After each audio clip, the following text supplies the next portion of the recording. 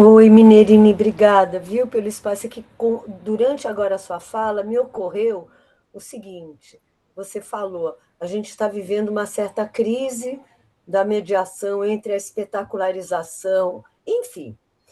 Então, me deu uma curiosidade de saber, ao mesmo tempo, a gente está vendo uma proposição de uma Bienal que quer pensar é, a poesia, que quer pensar, obviamente, uma desaceleração, quer pensar uma escala que é totalmente anti, ou pelo menos conscientemente, coloca em valor essa avalanche que a gente está vivendo. E eu te pergunto, então, é, não é sobre a Bienal ela é só um reflexo desse modelo. Você conhece experiências que estão sendo desenvolvidas em instituições aqui ou fora? Você citou o INSEE, a gente é atravessado por muita informação, mas eu tenho uma esperança que dentro de toda essa caldeirão que a gente está vivendo, existem experiências que estão acontecendo nessa direção, sabe, de uma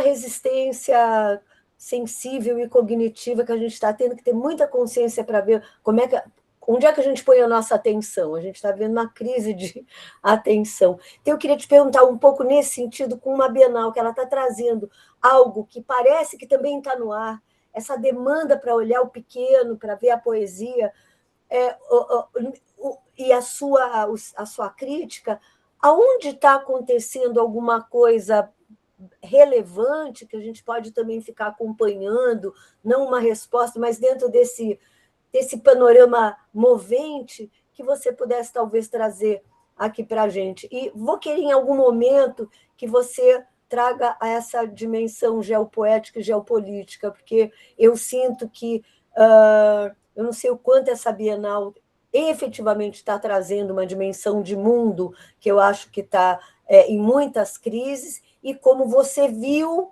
e está vendo a experiência de estar lá dentro e como essa Bienal está circulando do ponto de vista da geopoética e da geopolítica.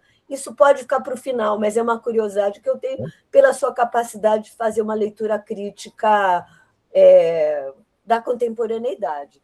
Então é isso, Mineirine, como você quiser, quando você quiser dizer, está sendo uma delícia. Obrigada, querido. Obrigado a você, Lilian. Olha, eu vejo essa crise também, não só numa retomada desse formato de Gallery Talks em alguns museus. Eu não vou citar nomes específicos de museus que estão fazendo isso, para não me contrapor, porque tem gente muito séria trabalhando, né, por trás disso. Mas são pessoas muito sérias que estão tendo que fazer isso para atender a uma determinada demanda de alguns museus e instituições culturais que querem engajamento no Instagram, que querem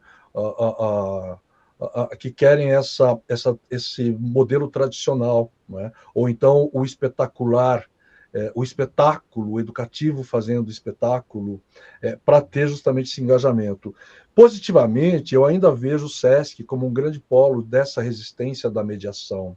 Nós vemos equipes historicamente montadas no SESC, e eu situo historicamente isso no trabalho, sobretudo fora da universidade, porque na universidade a gente sabe que é o pioneirismo da Ana May, no MAC, né, que está lá até hoje com uma equipe de educadores trabalhando. A Francoio, a Mariângela Francoio, esse é o nome dela, está lá desde o tempo da Ana May, trabalhando e defendendo a mediação, e fazendo, e recebendo, inclusive, meus alunos como estagiários, né, formando os meus alunos, da Cris Rizzi, que está aqui, do Geraldo, que está aqui também, na mediação, nesse sentido, Paulo Freireano, de estar entre o fenômeno estético e o público. Isso é uma compreensão muito basilar de mediação, mas que ela é muito estruturante para todos os outros estudos feitos por tanta gente que estuda a mediação, inclusive a Rejane, que está aqui também. Olha a dificuldade de falar com essas pessoas, gente. E com a Miriam Celeste, né? E com a própria Cris Rizzi, que tem disciplinas, inclusive, de curadoria de educação no terceiro setor, pensando tudo isso. Também digo que há iniciativas de mediação no terceiro setor, pensando as questões sociais com muita seriedade, né? Nós vamos encontrar vários projetos por aí trabalhando muito bem com isso. Então, voltando a falar do SESC, todas as exposições que eu vou do SESC, eu vejo educativos muito bem preparados. Agora tem o Delírio Tropical no SESC Pinheiros, né? A exposição eu tenho algumas críticas, mas o educativo, eu passei por lá e é a Rosa quem está fazendo. É isso? Teve uma visita lá esses dias com a Rita, não foi isso, Rita? Débora Rosa, A é a Débora Débora. Rosa. É. Rita, foi você que conduziu uma visita lá com a Débora esse final de semana, não foi? Foi sim, foi um grupo pequeno, mas muito legal. E a Débora Rosa e a mediadora nos recebeu assim de um jeito, nossa, foi muito bom mesmo. Ela me recebeu também. Eu tenho alunos lá na equipe de mediadores, né, trabalhando com essa ideia de mediação, de dialógica, né, que é uma questão muito nossa. E é muito nossa porque a gente tem duas figuras basilares, Paulo Freire e Ana May Barbosa. Que, assim, Rejane, eu não me esqueci, eu vou entrevistar, assim, a tradutora da Espanha, me dá um tempinho aí, porque a greve da USP tumultuou muito a minha vida, não só a minha, mas de todos nós na universidade, né? Expresso aqui todo o meu respeito pelo movimento estudantil, não é disso que eu estou falando, sempre respeito ao movimento estudantil, sempre em defesa da educação pública, sobretudo, como nós vimos uma Roda Viva muito fraca nessa última segunda-feira, mas que defendeu a mesma coisa. Então, veja, eu estou falando disso porque o que acontece? Nós vemos esse tipo de mediação acontecendo, e por que eu cito o SESC? Eu cito o SESC como um lugar onde aconteceu o Labirinto da Moda. O Labirinto da Moda, que é a tese de doutorado da Cris. Cris, eu não vou falar da sua tese, porque eu não sou louco de falar disso na sua presença, eu deixo para você falar. Na hora que você quiser, abra o microfone e fale.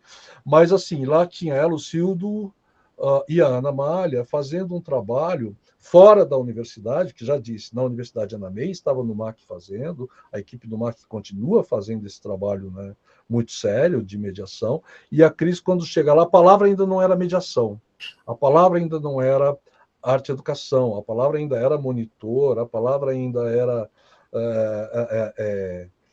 não sei, bom, não vou falar porque a Cris está aqui, mas tinha o Olho Vivo, com folders e tal, e reuniões semanais de discussão, de preparação, é um formato que foi encampado por muitas outras instituições de estudo e revisão constante, Paulo Freireanamente, né, de você revisar o seu trabalho o tempo todo. Uma aula, ela sempre tem três momentos: o preparar, o aplicar e o corrigir. E o corrigir essa aula não é só corrigir o trabalho do aluno, mas é olhar criticamente para aquilo que você fez e analisar o que deu certo e o que deu errado, né? Então, a gente tem aqui o Paulo Freire, que é estudado no mundo todo, mas aqui a Ana May levou muito a sério ao trazer a pedagogia de Paulo Freire, não só para a arte e educação, mas também para a curadoria.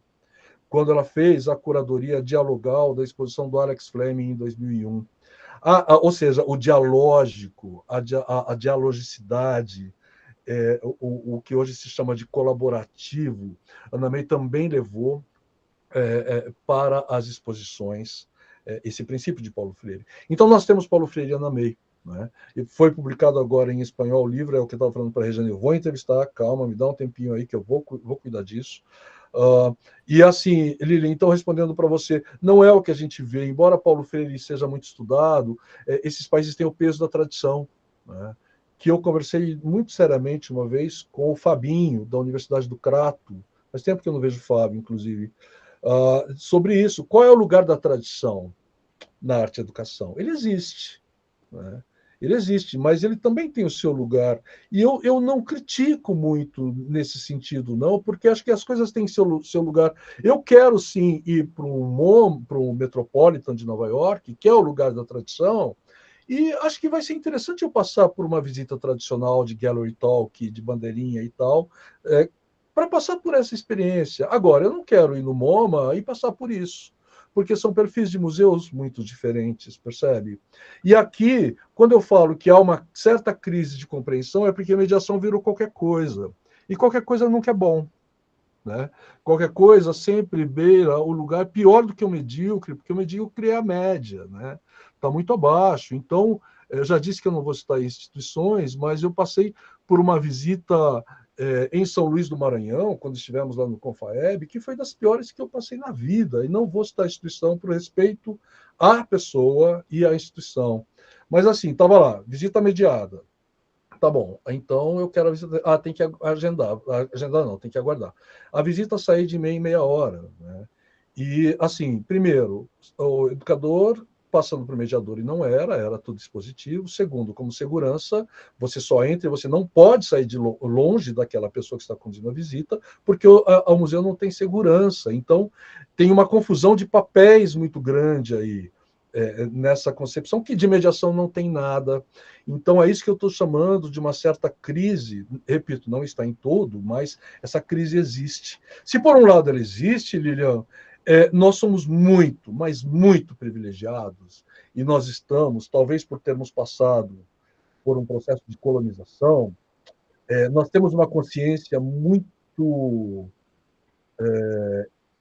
não digo consciência, mas nós temos uma inquietação muito grande por sermos colonizados, por termos passado pelo processo de colonização e ainda sermos colonizados em muitos aspectos, que nos coloca já num passo à frente por aqueles que foram colonizadores, que não passaram por isso, né? Eles é que promoveram. Eles estão num lugar de conforto, de tranquilidade, porque suas regras foram impostas e ainda são aceitas por muita gente. Nós não, nós temos essa inquietação. E ouso dizer também, Lilian, que se hoje a mediação está atrelada a um conceito de decolonialidade, tem muita gente que fala de decolonialidade, mas não sabe o que é. Né? Porque assim como muita gente está chamando de mediação e não estuda a mediação, também não está estudando a decolonialidade. Ouviu o passarinho cantar, mas não sabe em qual galho da árvore é.